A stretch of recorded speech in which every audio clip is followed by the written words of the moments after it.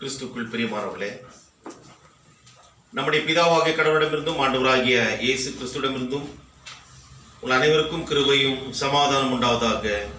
ஆமென். கிறிஸ்து வருகையின் 4ஆம் ஞாயிறாகிய இந்த நாளிலே கடவுளுடைய வார்த்தையை தியானிக்க தெரிந்து கொள்ளப்பட்ட வேத பகுதி அது 2 சாமுவேல் 7ஆம் அதிகாரம் வசனங்கள் 1 முதல் 11 வரை. அதனைத் தொடர்ந்து 16ஆம் வசனத்தையும் நாம் ஏற்கனவே வாசித்திருக்கிறோம். ஆகவே இப்பொழுதுமாய் நம்முடைய தலைகளை தாழ்த்தி இருதயத்தை கடவுளுடைய பக்கமாக திருப்பி ஆண்டவரை நோக்கி நாம் வேண்டுதல் செய்து நேரடியாக நாம் செய்திக்கு கடந்து செல்வோம். என் கண்மலையும் என் மீட்புறமாகிய கர்த்தாவே, என்னுடைய வாயின் வார்த்தைகளும் என்னுடைய இருதயத்தின் தியானம் உடைய சமூகத்தில் எப்பொழுதும் பிரீதியாயிருந்து கர்த்தாவே, அந்த வார்த்தைகள் எங்களை புடமிட்டு உமக்கேற்ற சாட்சிகளாக இந்த உலகத்தில் வாழ எங்களை ஆண்டவரே சுவாமி அது புனரமைத்து ஜீவனுள்ள மக்களாக, ஜீவனுள்ள தேவனுக்கு ஒரு நித்திய சாட்சிகளாக நாங்கள் வாழத்தக்கதாக கிருபை செய்திருக்கிறோம். மீட்பர் இயேசுவின் மூலம் ஜெபிக்கிறோம் பிதாவே, ஆமென். கிறிஸ்துக்குள் பிரியமானவர்களே,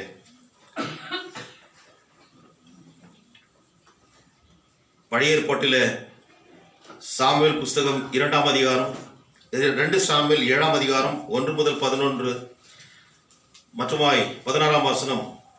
இதற்கு ஒரு தலைப்பை நாம் கொடுக்க வேண்டும் என்றால், accepting God's will and the resultant benefits. கர்த்தரின் சித்தத்தை ஏற்றுக்கொள்ளுதலும் அதனால் விளையும் பலன்களும் என்ற தலைப்பின் கீழே நாம் தியானம் செய்வோம். பழைய ஏற்பாட்டிலே பார்க்கின்ற போது நமக்கு நன்றாக தெரியும், இந்த சாமுவேல் புஸ்தகம் மற்றுமாய் நாளாகமம், ராஜாக்கள் போன்ற இந்த புஸ்தகங்களில் பார்க்கின்ற போது ராஜாக்களை குறித்து அதிக விஷயங்களை அங்கே எழுதியிருக்கின்ற காரியங்களை நாம் பார்க்கிறோம். கடவுளால் தெரிந்து கொள்ளப்பட்ட ராஜாக்களும் இஸ்ரவேல் ராஜாக்களும் மற்றுமாய் பக்கத்திலே இருந்த பெரிய பெரிய நாடுகளுடைய ராஜாக்கள் அவருடைய ஆட்சியின் கீழ் இஸ்ரவேல் மக்கள் எப்படியாக இருந்தார்கள் போன்ற காரியங்களை பார்க்கிறோம். அது மாத்திரமல்ல, கடவுள் நமக்கு தன்னுடைய மக்கள் பிரதிநிதிகளாக, அவருடைய பிரதிநிதிகளாக இருக்கின்ற ராஜாக்களை எப்படியாக அவர் வழிநடத்தினார் போன்ற காரியங்களையும் நாம் பார்க்க முடியும். இங்கே 2 சாமுவேல் 7:1 பார்க்கின்ற போது, கர்த்தர் ராஜாவை சுற்றிலும் இருந்த அவனுடைய எல்லா சத்துருக்களுக்கும் அவனை நீங்களாக்கி இளைப்பார பண்ணின போது அவன் தன் வீட்டிலே வாசமாயிருக்கையில் என்று இருக்கிறது. பழைய ஏற்பாடு என்று சொன்னாலே ராஜாக்கள் ஒருவருக்கு ஒருவர் விரோதமாக எழும்பி, ஒரு நாட்டிற்கு விரோதமாக ஒரு நாடு எழும்பி போர் தொடுத்து தன்னுடைய எல்லைகளை விரிவாக்கி கொண்டு அங்கிருக்கின்ற மக்களை பணைய கைதிகளாக பிடித்து அங்கிருக்கின்ற ஆஸ்திகளை கொள்ளையடித்து இவர்கள் தன்னுடைய சாம்ராஜ்யங்களை விரிவுபடுத்தி கொண்டு வந்தார்கள். உலகம் போற்றும் சக்கரவர்த்திகளாக ஒருவருக்கொருவர் சளைக்காமல் அவர்கள் வலம் வந்தனர். பழைய ஏற்பாட்டிலே நாம் பார்க்கின்ற போது அசீரிய ராஜா, பாபிலோனிய ராஜா என்று பார்க்கின்ற போது நேபுகாத்நேச்சாரை சொல்லலாம். நேபுகாத்நேச்சார் சொல்லுகின்ற போது மிக ஒரு பெரிய காரியத்தை சொல்லுவார்.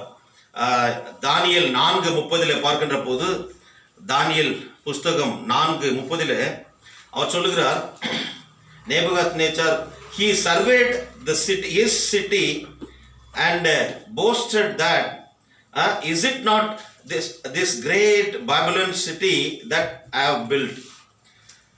இங்கே தமிழில் பார்க்கின்ற போது 4:10 தானியேல் 4:30 பார்க்கின்ற போது, இது என் வல்லமையின் பராக்கிரமத்தினால் என் மகிமை பிரதாபத்துக்கென்று ராஜ்யத்துக்கு அரமனையாக நான் கட்டின மகா பாபிலோன் அல்லவா என்று சொன்னான். ஸோ எந்த போரும் இல்லாமல் ஓய்வா வீட்டில் இருக்கின்ற போது இவர்கள் என்ன செய்வார்கள், இவர் அப்படியே ஒரு வலம் வருவார், ஊர்வலம், ஊரை சுற்றி வரதா ஊர்வலம் சுற்றி வருகின்றது. அப்படி வரும்போது இவ்வளோ பெரிய பாபிலோன், இதனை நான் கட்டினேன் என்று சொல்லி பெருமைப்பட்டு கொண்ட அந்த காரியம். ஏனென்றால் அவருடைய கீழ் எல்லா தேசங்களும் அவருடைய கண்ட்ரோலில் இருந்தது. அதன் பிறகு அதாவது அசிரியா, பாபிலோனியா என்று சொல்கின்ற போது இன்றைய ஈராக். அதன் பிறகு ஆட்சி அவருடைய கரத்திலிருந்து இன்னொருவருக்கு போகிறது. யார் அது? பெர்ஷியாவின் ராஜா. பெர்ஷியாவுடைய ராஜாவை பற்றி பார்க்கின்ற போது அதாவது கோரேஸ், அதன் பிறகு அகஸ்வேர் போன்றவர்களெல்லாம் வருகிறார்கள். அகஸ்வேரை பற்றி பார்க்கும் 127 நாடுகளை இந்தியா முதற்கொண்டு ஆண்டவர் சொல்லி எஸ்தர் புஸ்தகத்தில் நாம் முதலாவது அதிகாரத்தில் 1ஆம் வசனத்தில் பார்க்கணும். 127 தேசங்களை அவனுடைய கட்டுப்பாட்டில் வைத்திருக்கின்ற ஒரு காரியம். இப்படி பெர்ஷியா ராஜா, பெர்ஷியா என்று சொல்கின்ற போது இன்றைய ஈரான். இப்படி நாம் ஒருவரை ஒருவர் பார்த்து கொண்டிருக்கின்ற போது சக்கரவர்த்திகள் என்று சொல்லி மற்றவர்களும் அதாவது கடவுளால் தெரிந்து கொள்ளப்பட்டவர்களும் அதற்கு கொஞ்சமும் சளைத்தவர்கள் அல்ல. தாவீதுடைய ராஜாங்கம் அரசாட்சியில் சொல்கின்ற போது இன்றைக்கு கூட எருசலேம் என்றால் அவர் கட்டின அந்த அதாவது சிட்டி ஆஃப் டேவிட் என்று தான் சொல்கிறார்கள். எருசலேம் என்றால், எருசலேம் என்ற எபிரேய வார்த்தைக்கு சிட்டி ஆஃப் பீஸ் என்று அர்த்தம். ஈர் என்றால் சிட்டி, ஷாலோம் என்றால் பீஸ், சமாதானத்தின் நகரம் என்று சொல்லி. அதாவது தாவீதினுடைய காலத்துல அவனுடைய சிறப்பான ஆட்சியில மக்கள் சந்தோஷமாக இருந்தார்கள், நிம்மதியாக இருந்தார்கள். அவர்களுக்கு இதுதான் குறை, இதுதான் பற்றாக்குறை என்று அல்ல, எல்லாவற்றையும் கடவுள் அவன் கொடுத்தார். ஒரு பொற்காலம் என்று சொல்லலாம், golden era during the reign of King David. அசைக்க முடியாத ஒரு ராஜாங்கம், அவருடைய அழிவில்லாத ஒரு ராஜாங்கமாக அவருடைய அந்த அரசாட்சி தான் அப்படியே தொடர்ந்து ஆண்டவராகிய இயேசு கிறிஸ்துவை அறிவிக்கின்ற போது கூட அவர் குழந்தையாக பிறந்த பிறகு இவர் தாவீதின் சிங்காசனத்தை என்றென்றைக்கும் நிலைநாட்டுவார், அவருடைய ராஜ்யத்துக்கு முடிவிராது என்று சொல்லி தேவதூதன் மரியாதை பார்த்து சொன்னார். ஸோ அப்படி என்று பார்க்கின்ற போது அந்த ராஜாங்கம் அதற்கு முடிவே கிடையாது. தட் இஸ் இட்டர்னல் கிங்டம் என்று சொல்லி, இட்டர்னல் ரூல். அது தாவீது ஒருவரை மரித்திருக்கலாம், ஆனால் அவனை தெரிந்து கொண்ட தெய்வத்தினுடைய ராஜாங்கம் அது நித்திய ராஜாங்கம். அவனுடைய மகனாகிய சாலமன் வந்தபோது அவன் ஓய்வு பெற்றிருந்த நேரத்தில், அதாவது போர்கள் இல்லாத நேரத்தில் அவன் என்ன செய்தான் என்றால், he collected wealth and wives. அவனுக்கு எவ்வளவு மனைவிகள் இருந்தார்கள்? கணக்கிலே இல்லை. அப்படியே சொல்லி நம்ம விட்டுடலாம். ஏன்னா அதை நம்ம ஆராய்ச்சி பண்றது வேணும்.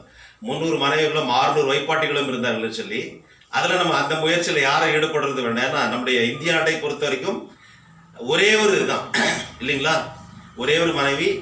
அதற்கு பிறகு என்றால் பிரச்சனைகள், அவர்கள் எல்லாவற்றுக்கும் கணக்கு கொடுக்க வேண்டும். அது அந்த காலத்தில் இருந்தது. அவர் ஓய்வார்ந்த போது செய்த காரியம் என்ன இது பாருங்க. எசேக்கியா ராஜா ஓய்வாக இருந்த போது, போர்கள் இல்லாத நேரத்தில், he supervised scholars who copied and preserved the scriptures. நீதிமொழிகள் 25:1 பார்க்கின்ற போது இந்த சாலமோனுடைய நீதிமொழிகளை வேத வல்லுநர்கள் அதனை அதாவது தேடி அதனை கண்டுபிடித்து ஒரு கம்பைல் பண்ணுகின்ற நேரத்தில் அதற்கு சூப்பர்வைஸ் பண்ணினார்.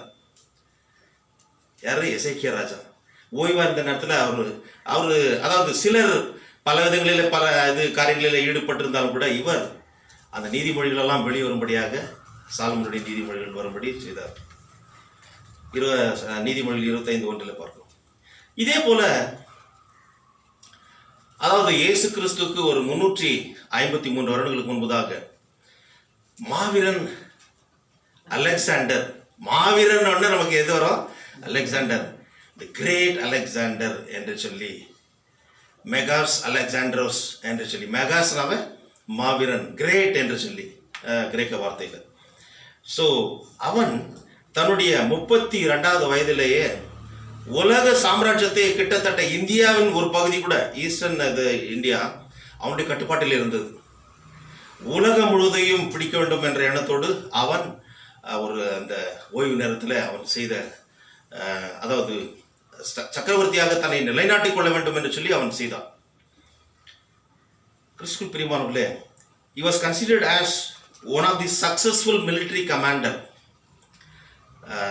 Alexander the Great. அவர் கூட 32 வயதில் மரித்து போனார். ஆனால் முழு உலகத்தையும் தன்னுடைய கட்டுப்பாட்டுக்குள்ளே கொண்டு வர வேண்டும் என்று சொல்லி, ஆனால் நடக்கவில்லை. புதிய ஏற்பாட்டுக்கு நாம் வருகின்ற போது அவருக்கு பிறகு இவர், அதாவது மாவீரன் அலெக்சாண்டர் யார் என்று பார்க்கின்ற போது அவர் ஒரு கிரேக்க அரசன். அவருடைய சொந்த நாடு எதுன்னு பார்க்கும்போது மக்கதோனியா, பழைய கிரேக்க நாடு, கிரீஸ், மசிடோனியா. அதன் பிறகு புதிய ஏற்பாட்டில் பார்க்கின்ற போது இயேசுனுடைய காலத்தில் யார் ராஜாவாக இருந்தது? அவங்கள குட்டி அரசர்கள், சிற்றரசர்கள், பேரரசு. வரி கட்ட சொல்லி யார் சொல்றாங்க? சீசருக்கு கட்டணும் சொல்லிட்டு அவர் ரோம்ல இருந்து இது பண்றாரு ஆட்சி. இத்தாலியில இருந்து ரோம பேரரசு சீசர், அவர்கள கீழே இவங்கெல்லாம் இருந்தாங்க. சின்ன சின்ன நாடுகள் அந்த காலத்தில் நம்ம இந்தியாவில் கூட சேர சோழ பாண்டியர் என்று சொல்லி சிற்றரசுகள் இருந்தார்கள். அது போலத்தான் இவர்களும் இருந்தார்கள். ஆனால் பேரரசு சக்கரவர்த்தி, உலகம் போற்றும் சக்கரவர்த்தி என்றால் சீசர். அவருக்கு கப்பம் கட்ட வேண்டும், வரி கொடுக்க வேண்டும், இல்லை என்றால் அவர் கடுமையாக தண்டிக்கப்பட்டார்கள். அதுதான் அவருடைய அந்த மிலிட்டரி ஃபோர்ஸ் எந்த அளவுக்கு பயங்கரமாக இருந்தது என்றால் பேயை போன்றவர்கள் அவர்கள். அதனால்தான் அவர்களுக்கு 666 666 இலக்கம் என்பது யாருக்கு கொடுக்கப்பட்டது என்றால் ரோம சேவகர்களுக்கு தான், அந்த ரோமன் மிலிட்டரிக்கு தான் அது அந்த பெயர் கொடுக்கப்பட்டது. அப்போ எந்த அளவுக்கு அவங்க பேயை போல, பிசாசு போல அவ்வளோ மூர்க்கத்தனமா வெறித்தனமா அடித்து நொறுக்குவார்கள். அவர்களை யாரும் கேள்வி கேட்கவே முடியாது. அப்படிப்பட்ட ஒரு ராஜாங்கம் சீசனுடைய காலத்தில், இயேசுடைய காலத்தில். அதன் பிறகு லேட்டஸ்ட் நம்ம கூட கேள்விப்பட்டிருப்போம் இல்லைங்களா? இன்னொரு நாட்டை ஆக்கிரமித்து கொண்ட ஒரு சம்பவம். இது இல்ல, அது உள்நாட்டு கலவரமா இருந்தது. கேட்டார்களா? ஹிட்லர். எஸ், அதன் நிமித்தமாக போலந்தை அவர் கைப்பற்ற நினைக்கின்ற போது ஜெர்மனி, அதன் பிறகு உலக போர் நடைபெற்றது. இந்த காரியங்களெல்லாம் அதன் பிறகு இன்னொரு லேட்டஸ்ட் ஒரு இது நடந்தது. இது 1930, 35, 45 அந்த பீரியட்ல நடந்தது. அதன் பிறகு 1990ல் யாராவது சொல்ல முடியுமா? ஈராக்ல சத்தாம் ஹுசைன் ஒரு நாட்டை, பக்கத்தில் இருக்க ஒரு குட்டி நாட்டை இது பண்ணார். எந்த நாடு? குவைத். இல்லை, ஈரான் பெரிய நாடு. ஈரான் ஈராக்கு கிட்டத்தட்ட ஒரே இதில் அளவில் இருக்கும். ஆனால் ஒரு சின்ன குட்டி நாடு. ஆனால் நல்ல எண்ணெய் வளம் மிக்க நாடு. அதனை கைப்பற்றி தன்னை இன்னும், அதாவது பெரிய ஒரு பலம் வாய்ந்த ஒரு ராஜாவாக காட்டிக்கொள்ள வேண்டும் சொல்லி அவன் அதை பிடித்தான். ஆனால் உலக நாடுகளெல்லாம் சேர்ந்து கண்டித்து அவனுடைய முயற்சியை அவர்கள் முறியடித்தார்கள். கடைசியில் அவன் பிடிக்கப்பட்டு தூக்கிலிடப்பட்டு கொல்லப்பட்டார். கிறிஸ்துவுக்குள் பிரியமானவர்களே, தாவீது கூட போரெல்லாம் போய்ந்து அவர் வீட்டில் தங்கியிருந்த போது இப்போ நடக்கிற சம்பவம் என்ன அவர் யோசிக்கிறார். இது திங்கிங் கன்ஸ்ட்ரக்டிவ் இஷ்யூ என்ன என்று பார்க்கின்ற போது ஒரு 2ஆம் வசனத்தில் பாரு, ராஜா தீர்க்கதரிசியாகிய நாத்தானை நோக்கி, தீர்க்கதரிசிக்கிறாரு நாத்தான், அவர் பார்த்து, பாரும் கேதுரு மரங்களால் செய்யப்பட்ட வீட்டிலே நான் வாசம் பண்ணும்போது தேவனுடைய பெட்டி திரைகளின் நடுவே வாசமா இருக்கிறது என்றான். ஸோ ஆகினால அவன் என்ன சொல்றான், so he wanted to build a temple for God. நான் ஒரு சாதாரண மாணவன், நான் மெய்ப்பனா இருந்தேன். அதாவது கடவுள் என்னை தெரிந்து கொண்டு, அதாவது 8ஆம் வசனத்தில் பார்க்கின்ற போது, இப்பொழுதும் என் தாசனாகிய தாவீதை நோக்கி சேனைகளின் கர்த்தர் சொல்கிறது என்னவென்றால், நீ இஸ்ரவேல் என்கிற என் ஜனங்களுக்கு அதிபதியாக இருக்கும்படி ஆடுகளின் பின்னே நடந்த உன்னை நான் ஆட்டு மந்தையை விட்டு நீ போன எவ்விடத்திலும் உன்னோட இருந்து உன் சத்துருக்களை எல்லாம் உனக்கு முன்பாக நிர்மூலமாக்கி பூமியில் இருக்கிற பெரியோர்களின் நாமத்திற்கு ஒத்த பெரிய நாமத்தை உனக்கு உண்டாக்கினேன். ஜனங்களை மேய்க்கும்படியாக, ஆடுகளை மேய்க்கும்படியாக சென்று கொண்டிருந்தாய். உன்னை ஜனங்களை மேய்க்கும்படியாக, அவர்களும் என்னுடைய ஆடுகள், நீ என்னுடைய மேய்ப்பன் என்று சொல்லி அவனை தெரிந்து கொண்டார். என்னுடைய மக்களை நீ ராஜாவாக இருந்து நடத்த வேண்டும் என்று. அதுதான் கடவுள் தெரிந்து கொண்ட ஒரு காரியம். ஆனால் இவர் என்ன நினைக்கிறார், ஓய்வா இருக்கும் போது, நான் கடவுளுக்கென்று நான் இவ்வளோ ஆடம்பரமா, I am living in a very very sophisticated, இல்லைங்களா, அந்த ஒரு நல்ல மாளிகையில் நான் இருக்கிறேன். ஆனால் கடவுளுடைய உடன்படிக்கை பெட்டி, the ark of the God is kept இல்லையா, இல்லையா, இந்த இன் அ வெரி ஸ்ட்ரேஞ்ச் வே. அது சரியானபடி வைக்க வேண்டிய இடத்துல அது இல்லை என்ற ஒரு ஏக்கம் அவருக்கு இருந்ததாகவே அது உரிய இடத்துல, ஒரு பரிசுத்தமான இடத்துல வைக்கப்பட வேண்டும். அதற்கு என்னுடைய ஆண்டவருக்கு என்று நான் ஆலயத்தை கட்டுவேன் என்று சொல்லி அவன் அங்கே யோசிக்கிறான். போர் இல்லாத ஒரு நேரத்தில் ஒரு நல்ல யோசனை தான் அவனுக்கு வந்தது. ஆனால் உடனடியாக நாத்தான் என்ன சொல்றாரு, அப்பொழுது 3ஆம் வசனம், நாத்தான் ராஜாவை நோக்கி, நீர் போய் உம்முடைய இருதயத்தில் உள்ளபடி எல்லாம் செய்யும், கர்த்தர் உம்மோடு இருக்கிறார் என்று. நாத்தான் சொல்ற விஷயத்துல தீர்க்கதரிசி ஒரு உள்ளார்ந்த ஒரு அர்த்தம் இருக்கிறது. நீ நினைக்கிறதெல்லாம் நீ போய் செய்ப்பான்னு அர்த்தம் இல்லை. கடவுள் என்ன சொல்றாரு, கடவுள் உன்னோடு இருக்கிறார். ஆனா கடவுள் உன்னை எதற்கென்று அழைத்திருக்கிறாரோ, எதை செய்ய வேண்டும் என்று அவர் விரும்புகிறாரோ அதை செய். அதுதான் அதனுடைய உள்ளார்ந்த அர்த்தம். உன் மனசுல பட்டது நீ போ, நீ செய்.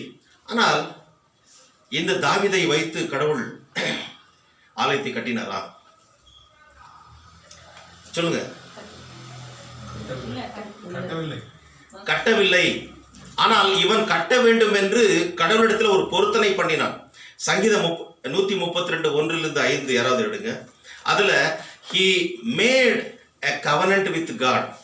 தாவீதினுடைய உடன்படிக்கை என்று இருக்கிறது. 132:1-5.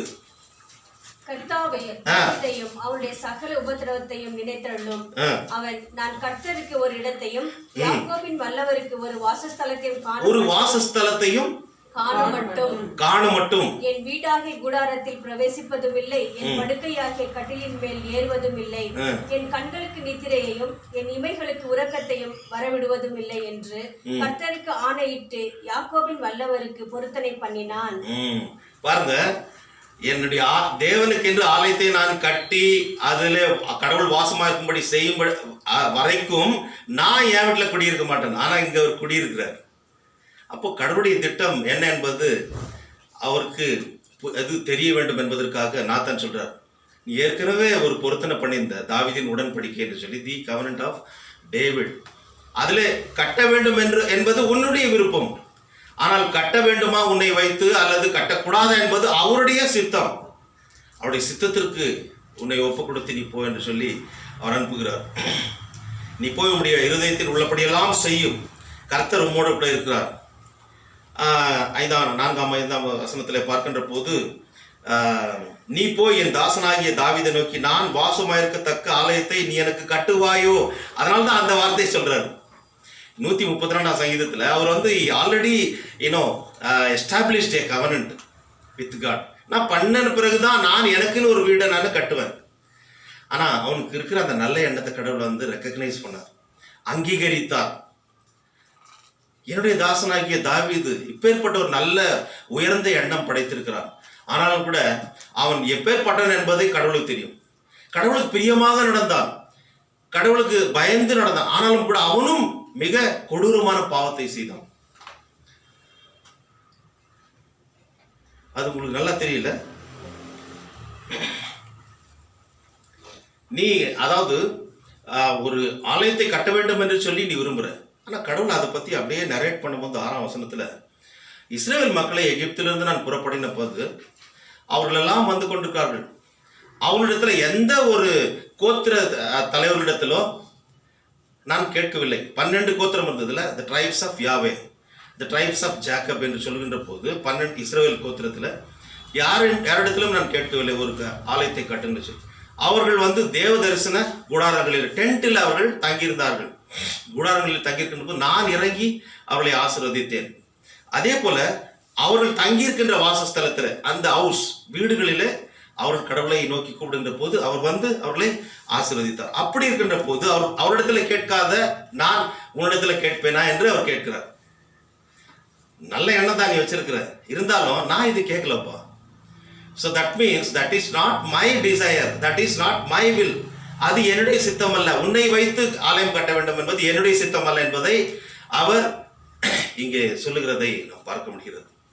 ஆனால் உன்னை வைத்து இந்த மக்களை நான் நடத்துவேன் ராஜாவாக இந்த 8ஆம் வசனத்துல பார்க்கிறோம். ராஜாவாக இன்றைக்கு கூட அந்த எருசலேம் என்று சொல்கின்ற போது எல்லா மக்களும் அங்கே உரிமை கொண்டாடுகிறார்கள். யார்? யூதர்கள், இஸ்லாமியர்கள், அரபியர்கள், கிறிஸ்தவர்கள் எல்லாரும் உரிமை கொண்டாடுகிறார்கள். அது அந்த அளவுக்கு அது ஒரு சமாதானமான பட்டணமாக இருந்தது. எருசலேம் என்று சொல்கிறது சிட்டி ஆஃப் பீஸ், இரேஷாலயம் என்று சொல்லி அந்த இடம், அவர் வாழ்ந்த இடம், அவர் கடவுளுக்கு என்று ஆலயம் கட்டின எருசலேம் ஆலயம் அவருடைய மகன் சாலமோன் கட்டினார். ஏன் என்று பார்க்கின்ற போது கிறிஸ்துக்குள் பிரியமானவர்களே, கடவுள் இவனை வைத்து செய்ய அவர் விருப்பமில்லை. ஏனென்றால் இவன் ரத்தம் தோய்ந்த கைகளாக இருந்தது. இங்கே 2 சாமுவேலில் பார்க்கின்ற போது கடவுள் அவனோடு கூட இருந்து பெரிய காரியங்களை செய்தார். 7ஆம் அதிகாரம் 28ஆம் வசனத்தில் பார்க்கிறோம். இப்போதும் கர்த்தராகிய ஆண்டவரே, நீரே தேவன், உம்முடைய வார்த்தைகள் சத்தியம். தேவரீர் உமது அடியானுக்கு இந்த நல் விசேஷங்களை வாக்குத்தத்தம் பண்ணினீர். இப்போது உமது அடியானின் வீடு என்றைக்கும் உமக்கு முன்பாக இருக்கும்படி அதை ஆசீர்வதித்தருளும். கர்த்தராகிய ஆண்டவராகிய தேவரீர் அதை சொன்னீர். உம்முடைய ஆசீர்வாதத்தினாலே உமது அடியானின் வீடு என்றைக்கும் ஆசீர்வதிக்கப்பட்டிருப்பதாக என்றார். கடவுளுக்கு என்று ஒரு ஆலயத்தை கட்ட வேண்டும் என்று சொன்ன போது கடவுள் என்ன செய்யறாரு? இவனுக்கு நான் வீட்டை கட்டி கொடுப்பேன் என்று சொல்றாரு. ஆகினால் தான் நம்முடைய எஃபர்ட்டுக்கு போட்டு நம்ம சில நேரத்தில் என்ன பண்ணுவோம்? நிலம் வாங்குவோம், வீடு கட்டுவோம். வசனம் என்ன சொல்லுகிறது? கர்த்தர் வீட்டை கட்டார் ஆகில் அதை கட்டுகிறவருடைய பிரயாசம் விருதா. அவருடைய சித்தத்துக்கு உட்பட்டு நாம் செய்கின்ற போது மிக அழகாக ஆசீர்வதிப்பார். இங்கே கடவுளுக்கு என்று ஒரு ஆலயத்தை கட்டுவேன் என்று அவன் சொல்கிற போது அது ஒருவேளை கடவுள் விரும்புகின்ற ஒரு காரியமாக இருந்தாலும் அவனை வைத்து அல்ல, ஆனால் அவனுக்கு வந்த அந்த நல்லெண்ணத்தை வைத்து கடவுள் அவனுடைய வீட்டை நான் கட்டுவேன் என்று சொல்கிறார். 11ஆம் வசனத்துல பாருங்க, 7ஆம் அதிகாரம் 11ஆம் வசனம், 2 சாமுவேல் 7:11 இன்றைக்குரிய தியான பகுதியில், என்னுடைய எல்லா சத்துருக்களுக்கும் உன்னை நீங்களாக்கி இளைப்பாறும் பண்ணினேன். இப்போதும் கர்த்தர் உனக்கு வீட்டை உண்டு பண்ணுவார். எனக்கு வீடு வேண்டும் என்று சொல்லி என்னுடைய ஆர்க் ஆஃப் காட், அதாவது உடன்படிக்கை பெட்டி அங்கே நியாயமான முறையில அது பரிசுத்தமான இடத்துல வைக்கப்பட வேண்டும் என்று யோசித்தாயே, நான் உன் வீட்டை கட்டுவேன். அவ்வளவு கரிசனை உள்ள கடவுள் இல்லையா? நீ எனக்கு வீடை கட்டுறேன்னு சொல்றப்பா, எனக்கு ஆலயம் கட்டுறேன்னு சொல்றேன், நான் உன்னுடைய வீட்டை கட்டுகிறேன். அதனால தான் இங்கே அதனுடைய தொடர்ச்சியாக நாம் பார்க்கின்ற போது 29ஆம் அதிகாரத்தில் உம்முடைய ஆசீர்வாதத்தினால் உம்முடைய அடியானின் வீடு என்றைக்கும் ஆசீர்வதிக்கப்பட்டிருப்பதால், கடவுள் ஆசீர்வதிக்கின்ற ஆசீர்வாதம் மனுஷருடைய சதி திட்டங்களால் அது எடுத்து போட முடியாது, யாரும் பறித்து கொள்ள முடியாது.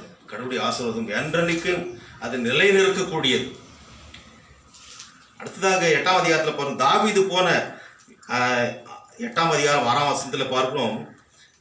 6b பார்க்கும்போது, தாவீது போன இடத்திலெல்லாம் கர்த்தர் அவனை காப்பாற்றினார். அவன் பெரிய ராஜா இருந்தாலும் கடவுள் காப்பாற்ற வேண்டும். 23ஆம் சங்கீதத்தில் அவர் சொல்லுகிறார், கடவுள் என்னை போஷிக்கிறார். ராஜாவாக இருந்தாலும் என்னை அவர் போஷிக்கிறார். எனக்கு சாப்பாடு கொடுக்கிறவர் அவர் தான், என்னை போஷிக்கிறார். நான் மரண இருளின் பள்ளத்தாக்கில நடந்தாலும் பொல்லாப்புக்கு பயப்பட தேவரீர் என்னோடு கூட இருக்கு. அவர் இருக்கிறதுனால தான் பெரிய சாதனை செய்ய முடிந்தது. இல்லை என்றால் போர்ல போகும்போது என்ன பண்ணுவாங்க? மற்றவர்களும் மனுஷன் தான், இவரும் மனுஷன் தான். இவருடைய கதை முடிந்து போயிருக்கும். ஆனால் கடவுளை சார்ந்து வாழ்கின்ற ஒரு வாழ்க்கையினாலே கடவுள் அவரை காப்பாற்றினார், போகின்ற இடமெல்லாம் காப்பாற்றினார். தொடர்ந்து 14ஆம் வசனத்துல 14b பார்க்கின்ற போது, தாவீது போன எல்லா இடத்திலும் கர்த்தர் அவனை காப்பாற்றினார். அந்த கடைசி 2 லைன் பாருங்க. போற இடத்துங்களெல்லாம் கடவுள் காப்பாற்றினார்னா, so he took the lead role to lead him and to protect him and to take care of all his needs. அவரை சார்ந்து இருக்கின்ற ஒவ்வொரு மக்களுக்கும் கடவுள் எல்லாவற்றையும் கொடுக்கிறார். நீயும் நானும் கூட அவரை சார்ந்து வாழ்கின்ற போது எந்த சூழ்நிலையும் அவர் நம்மை காப்பாற்றுவார். கொரோனா இல்லை, அதை காட்டிலும் மிக மோசமான நிலைமைகள் வந்தாலும் கூட கடவுள் நம்மோடு கூட இருந்து நம்மை காப்பாற்றுவார். அவரை சார்ந்து வாழ வேண்டும். நான் வாழ்ந்தாலும் வீழ்ந்தாலும், நான் பிழைத்தாலும் செத்தாலும் எங்க அப்பாவுக்காகத்தான்.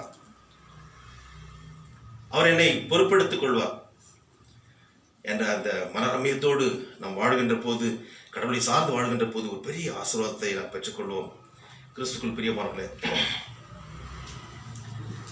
தொடர்ந்து நாம் பார்க்கின்ற போது 2 சாமுவேல் 7:16 கடவுள் சொல்கின்ற இன்னொரு காரியம், உன் வீடும் உன் ராஜ்யமும் என்றென்றைக்கும் உனக்கு முன்பாக ஸ்திரப்பட்டிருக்கும். உன் வீடும் உன் ராஜ்யமும் என்றென்றைக்கும் உனக்கு முன்பாக ஸ்திரப்பட்டிருக்கும். அடுத்து, உன் ராஜாசனம் என்றென்றைக்கும் நிலை பெற்றிருக்கும் என்கிறார். உன்னுடைய ராஜ்யம், அதாவது உன்னுடைய அரசு, அது நிலையான அரசு. Your kingdom will never end. உன்னுடைய அந்த ராஜ்யத்துக்கு முடிவிராது என்று சொல்கிறார்கள. இன்றைக்கு நான் வாசிக்க கேட்ட சுவிசேஷத்தில் கூட அவர் சொல்லுகின்ற போது, இந்த தேவதூதன் வந்து சொல்லுகின்ற போது மரியாதை பார்த்து அங்கே சொல்லுகின்ற ஒரு காரியம், லூக்கா எழுதின சுவிசேஷம் 1ஆம் அதிகாரத்தில்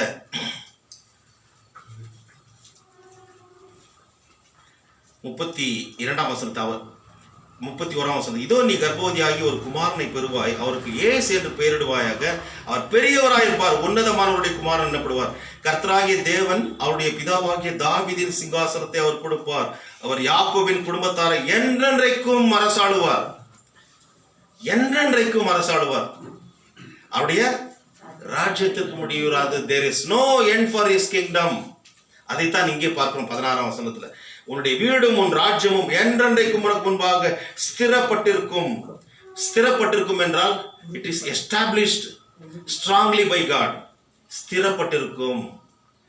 அடுத்து, உன் ராஜாசனம் என்றென்றைக்கும் நிலை பெற்று. ராஜாசனம் என்று சொல்லுகின்ற போது அரியணை, த்ரோன், சிங்காசனம். தாவீதுடைய சிங்காசனம் அசைக்க முடியாத சிங்காசனம். அது யாரை குறிக்கிறது என்றால் மேசியாவாகிய கடவுளை. இன்றைக்கு கூட நம்மை ஆண்டு கொண்டிருக்கின்ற நம்முடைய மேசியாவாகிய ராஜாதி ராஜாவும் கர்த்தாதி கர்த்தாவும் இருக்கின்ற ஆண்டவராகிய இயேசு கிறிஸ்துவின் சிங்காசனம், அது யாராலுமே அழிக்க முடியாது. நித்தியமான சிங்காசனம். இன்றைக்கு வாசிக்க கேட்ட சுவிசேஷத்தில் பார்க்கின்ற போது அந்த ராஜாசனத்தை அங்கே நாம் பார்க்கிறோம். லூக்கா 1:31-32 பார்க்கின்ற போது அதுதான், that is the meaning of ராஜாசனம், த்ரோன். அவருடைய தன்னுடைய தாவீதின் சிங்காசனத்தை அவர் கொடுப்பார். அவருடைய ராஜ்யத்திற்கு முடிவுறாது என்று சொல்லி. கிறிஸ்துவுக்குள் பிரியமானவர்களே, கர்த்தருடைய தாவீதினுடைய சிங்காசனம் நித்திய ஆளுகைக்குரியது. இன்றைக்கு நாம் வாசிக்க கேட்ட நிருப வாக்கியத்தில் பார்க்கின்ற போது ரோமர் 16:25-27 அந்த காரியத்தை, அதாவது ஸ்திரப்படுத்துகின்ற கடவுள் யார் என்று பார்க்கின்ற போது 26ஆம் வசனத்தில், வார்த்தையாகிய கடவுளாம் இயேசு கிறிஸ்து மாமிசமாகி நம்மத்திலே வாசம் செய்த அவர்தான் சுவிசேஷம். அந்த சுவிசேஷத்தை தான் பவுல் அப்போஸ்தலன் எல்லாருக்கும் அறிவித்துக் கொண்டு ஒரு பெரிய மாற்றத்தை உண்டு பண்ணி கொண்டு வருகிறார். அந்த மாற்றம் தான் நம்மை ஸ்திரப்படுத்துகிறது. அந்த மாற்றத்தை கொண்டு வருகின்ற தேவன் தான் நம்மை ஸ்திரப்படுத்துகிறவர். ஸ்திரம் என்று பார்க்கின்ற போது என்ன அர்த்தம் என்று பார்க்கின்ற போது, is able to establish us strongly. உறுதிப்படுத்துகிறவர். நம்முடைய விசுவாசத்திலே, அந்த வசனத்திலே உறுதிப்படுத்துகிறவர் யார்? கடவுள். அந்த வார்த்தை ஆண்டவராகிய இயேசு கிறிஸ்து. அந்த வார்த்தையிலே நாம் சார்ந்து வாழ்கின்ற ஒரு வாழ்க்கையை இதன் மூலமாக கொடுக்கிறார். கிறிஸ்துவுக்குள் பிரியமானவர்களே, தாவீதை வைத்து அவர் ஆலயத்தை கட்டவில்லை. ஏனென்றால் உரியாவினுடைய மனைவி பத்சேபாளை உரியாவை கொன்று, அவனுடைய படை வீரனாக இருந்தான். அவனை நயவஞ்சகமாக ஏமாற்றி போரிலே அவன் கொல்லப்படுவதற்கு இவன் காரணமாக இருந்தான். அவனுடைய மனைவி பத்சேபாளை அவன் பறித்து கொண்டான். இதை அந்த பகுதியிலே பார்க்கின்ற போது 2 சாமுவேலில் அந்த காரியத்தை நாம் மிக அழகாக அதை சொல்லுவார் நாத்தான். இதை செய்தது யார் என்று பார்க்கின்ற போது அது நீதான்ப்பா, நீதான். ஆகினால இதற்குரிய தண்டனையை நீ பெற்றுத்தான் ஆக வேண்டும் என்று சொல்லி 12ஆம் அதிகாரம் நீங்கள் வீட்டில் போய் படிங்க. 11ஆம் அதிகாரம் 26-27 வசனத்தில் அவன் பத்சேபாளை அவனை கொன்று, உரியாவை கொன்று இந்த பத்சேபாளை அவன் எடுத்துக்கொள்வதை பார்க்கிறோம். இது ஒரு கேவலமான ஒரு காரியம், கடவுளுக்கு விரோதமான காரியம், அருவருப்பான காரியம். அதற்கு ஒரு காரியத்தை அவனுக்கு உணர்த்தும்படியாக கடவுள் நாத்தானை அனுப்பி ஒரு சொல்றாரு. அதாவது அந்த கதையை படிச்சு பாருங்க, 12ஆம் அதிகாரத்துல 1-4 வசனம். வீட்டில் போய் படிக்கும், ரொம்ப அழகான இது வசனம். அது படிச்சு பாருங்க, அந்த ஸ்டோரி மாதிரி சொல்றாரு. ஒருத்தங்கிட்ட ஒரு ஏழை கிட்ட ஒரு ஆட்டுக்குட்டி இருந்தது. அவன் அது தன்னுடைய பிள்ளை போல அவன் பார்த்துன்னு இருந்தான். ஒரு ஐஸ்வர்யவானம் பக்கத்துல இருந்தான். அவனுக்கு ஆடு மாடு எல்லாமே இருந்தது. அவனுக்கு ஒரு விருந்தினர் வரும்போது இந்த ஏழை கிட்ட இருக்கிற அந்த ஒரு குழந்தைய போல செல்லமா பாசமா வளர்த்து அந்த குட்டியை பிடிச்சி என்ன பண்ணா, வெட்டி சமைச்சு போட்டான். ஆமாவா, பேர்பட்ட காரியத்தை செய்தானா, அவன் கண்டிப்பாக தண்டிக்கப்பட வேண்டும் என்று சொல்லி. அப்போ நாத்தான் சொல்றாரு, அந்த காரியத்தை செய்தவன் நீதான். அறிஞர் அருணாச்சலம் வந்து செவ்வாழை என்ற ஒரு சிறு கதையை இந்த பேசிஸ்ல தான் அவர் எழுதுறாரு. இதன் அடிப்படையில் வீட்டில் போய் படிங்க. இது 2 சாமுவேல் 12ஆம் அதிகாரம் 1-4 வசனம் அவ்வளவுதான். ரொம்ப அழகா இருக்கும். இவ்வளவு கொடூரமான பாவத்தை செய்தவன் யார் என்று அவன் கேட்கின்ற போது நாத்தான் சொல்றார், நீ தான் அது. உன்னோடு இருந்த உன்னுடைய அந்த போர்ச்சேவகனை நீ கொன்று, நயோகஜமாய் கொன்று, அவனுடைய மனைவியை நீ அபகரித்து கொண்டாயே. உன்னுடைய கையில் என்னுடைய ஆலயத்தை நான் கட்டவிட மாட்டேன் என்று சொல்லி கடைசியில அந்த பத்சேபாளுக்கு 2வது மகனாக சாலமன் பிறகுறார். சாலமனுக்கு இதே நாத்தான் என்ன பண்றாரு, ப்ராஃபெட் நாதன், இவர் பெயர் சொல்லுகிறார். என்ன என்றால், அதாவது 2 சாமுவேல் 12:1-15 வீட்டில் போய் படியுங்கள். அங்கே பார்க்கின்ற போது சாலமனுக்கு ஒரு பெயரை வைக்கிறார், ஜெடிடா என்று சொல்லி. 2 சாமுவேல் 12:25 பார்க்கின்ற போது ஜெடிடா, எதிதா என்று சொல்லி நாத்தான் வந்து பெயர் வைக்கிறார். யாருக்கு? தாவீது மகனுக்கு. அவர் தான் சாலமன். சாலமனுக்கு இன்னொரு பேர் எதிதா, ஜெடிடா இங்கிலீஷ்ல. அப்படி என்றால் கர்த்தரால் நேசிக்கப்பட்டவன் என்று அர்த்தம். இவனுக்கு அந்த வாய்ப்பு போல கடவுளை அதிகமாக நேசித்தார். ஆனாலும் கூட இவன் செய்த தப்பு நிமித்தமாக ரத்தம் தோய்ந்த உன்னுடைய கரத்தினால் நீ கட்டக்கூடாது என்று சொல்லி அவனை தள்ளிவிட்டார். ஆனாலும் கூட அவன் மறுபடியும் சரணடைந்து தன்னை ஒப்பு கொடுத்து கடவுளத்தில் வந்த போது கடவுளை அவனை ஏற்றுக்கொண்டாரா இல்லையா? தன்னுடைய மக்களும் கூட, இஸ்ரவேல் மக்கள் அவரை விரோதமாக முறுமுறுத்து மனம் போன போக்கில் போன போது கூட அவர்களை அவர் கண்டித்தார், அடித்தார், தண்டித்தார். ஆனாலும் கூட அவருடைய கிருபை, அவருடைய சமூகம் அவர்களை தொடர்ந்து சென்று கொண்டே இருந்தது. இன்றைக்கும் சிதறி கிடந்த எல்லா மக்களையும் ஒன்று கூட்டி சேர்த்தார். ஏனென்றால் அது அவருடைய கிருபை. இன்றைக்கு நாமும் கூட தவறு செய்கின்ற போது நம்மை அடிக்கின்ற கடவுள் நம்மை அரவணைத்துக் கொள்கிறார். இங்கே 2 சாமுவேல் 7ஆம் அதிகாரத்தில் இன்றைக்குரிய செய்தியின் பகுதியிலே பார்க்கின்ற போது 9ஆம் வசனத்தில் பார்க்கின்ற போது அங்கே 9b பூமியில் இருக்கிற பெரியோர்களின் நாமத்திற்கு ஒத்த பெரிய நாமத்தை உனக்கு உண்டாக்கினேன். இவ்வளவு தப்பு செய்தவன் 51ஆம் சங்கீதத்தில் 10ஆம் வசனத்தில் என்ன சொல்றான்? கடவுளே, சுத்த இருதயத்தை எனக்கு சிருஷ்டியும். அதான் ரிப்பெண்டன்ஸ், மனம் திரும்புதல் என்று வருகின்ற போது மனம் திரும்புகின்ற பாவி நிமித்தமாக பரலோகத்தில் பெரிய சந்தோஷம். நம்முடைய இந்திய தேசத்தில் இருக்கின்ற நம்முடைய மக்களும் கூட கடவுளை ஏற்றுக்கொண்டு அவரை நோக்கி பார்க்கின்ற போது, அவரிடத்துல தன்னுடைய இருதயத்தை கொடுத்த ஆண்டவராக இயேசு கிறிஸ்துவை ஏற்றுக்கொள்கின்ற போது அந்த மனம் திரும்புகின்ற ஒரு பாவினின் பெரிய சந்தோஷம். தாவீது மனம் திரும்பினான். ஆகவே தான் எல்லா ஊரில் இருக்கின்ற எல்லா பெரியவர்களுக்கும் பெரியவர்களில் இருக்கின்ற பெயரை காட்டிலும் ஒரு உயர்ந்த பெயர். அது எங்கே அவர் ப்ரூவ் பண்ணார்னா, தாவீதின் குமாரனுக்கு ஓசனா என்று சொன்னார்கள். வேற யார் பேரும் சொல்ல. தாவீதின் குமாரனை எனக்கு இறங்கும் என்று சொல்லி அந்த குருடன் அழைத்தான். தாவீதின் சிங்காசனத்தை உனக்கு கட்டளையிடுவார் என்று சொல்லி தேவதூதன் சொன்னான். ஆகையினால தவறு செய்தவன் தண்டனை அடைந்து தீர வேண்டும். ஆனால் அதே நேரத்தில் அந்த தவறை தான் கடவுள் வெறுக்கிறார். அவன் இந்த பாவியை அவர் ஏற்றுக்கொள்கிறார். இந்த பாவியை தாவீதை ஏற்றுக்கொண்டார். அவன் கடவுளை சார்ந்து வாழ்ந்தான். அதே போல தான் இந்த பாவ உலகத்தில் வாழ்ந்து கொண்டிருக்கின்ற நீயும் நானும் கூட அவரை சார்ந்து. பாவத்தை உண்டு பண்ணுகிறவன் பிசாசு, பாவத்திற்கு சொந்தமானவன் பிசாசு. அவன் நம்மை வஞ்சகமாக பல காரியங்களில் அவனுடைய வலையில தள்ள விடுகின்ற போது கூட நாம் அவரை சார்ந்து வாழ்கின்ற போது அவருடைய வசனம் நம்மை வழிநடத்தும். ஆம் கிறிஸ்துக்குள் பிரியமானவர்களே, லூக்கா எழுதின சுவிசேஷத்தில் அந்த காரியத்தை தான் நாம் பார்த்தோம். இன்றைக்கு நாம் வாசிக்க கேட்ட, அதாவது சங்கீதத்தில் கூட அவருடைய அந்த ராஜாங்கம் மிக அழகாக சொல்லப்பட்டது. 89ஆம் சங்கீதம் 29ஆம் வசனம் படியுங்கள். அவருடைய ராஜாங்கம் எப்பேற்பட்டது என்று சொல்லி. அவன் சந்ததி என்றென்றைக்கும் நிலைத்திருக்கவும். அவன் சந்ததி என்றென்றைக்கு, யாருடைய? தாவீதினுடைய சந்ததி என்றென்றைக்கும் நிலைத்திருக்கும். அவன் ராஜாசனம் வானங்கள் உள்ள மட்டும் நிலைத்திருக்கவும் செய்வேன்.